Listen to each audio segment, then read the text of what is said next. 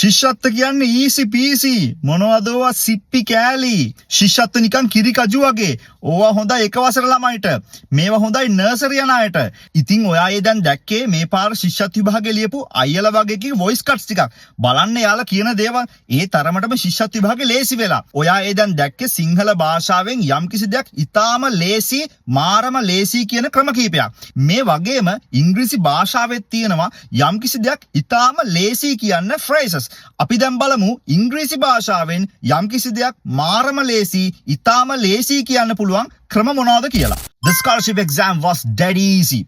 Dead easy. The dead easy කියලා කියන්නේ very easy වෙනුවට, right? The scholarship exam was dead easy.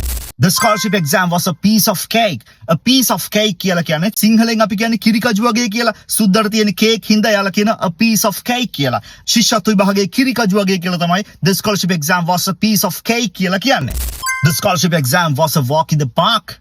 The scholarship exam was a walk in the park. ඒ කියන්නේ ශිෂ්‍යත්ව විභාගයේ මාරම ලේසි කියන එකයි. ශිෂ්‍යත්ව විභාගේ නම් දෙයක් නෑ. The scholarship exam was nothing. අපි කියන්නේ සමහරලාට ඒක නම් දෙයක් නෑ කියලා. ඒ කියන්නේ කිසිම අමාරුවක් නෑ මාර ලේසි කියලා. The scholarship exam was nothing. ඒක නිකන් පොඩි උන්ට හොඳයි මේක නිකන් එක වසර ළමයිට හොඳයි මේක නර්සරි යන උන්ට හොඳයි කියලා කියන්නේ. අන්න ඒක ඉංග්‍රීසි වලින් කියන්න පුළුවන්. The scholarship exam was a child's play. It was a child's play කියලා කියන්නේ ඒක නිකන් සිඟිති ආතල් එකක්. The scholarship exam was a child's play. So guys, practice these phrases and use it when you speak guys. මේ වගේ කිහිපයක් practice කරලා තියාගන්න. ඔයාලට යම්කිසි දෙයක් මාර විදිහට ලේසි කියනකොට ලස්සනට දාලා කතා කරන්න. ඉතින් මේවා තමයි සුද්ධ කතා කරන ඉංග්‍රීසි. එහෙනම් මේ වීඩියෝ එක ෂෙයා කරලා තියාගන්න guys. මේවා ඉංග්‍රීසි පන්තිවල උගන්වන්න නැති ඉංග්‍රීසි. එහෙනම් අපි තවත් මේ වගේ ලස්සන ඉංග්‍රීසි පාඩමකින් හම්බෙමු guys. Love and leave you English Tara from England.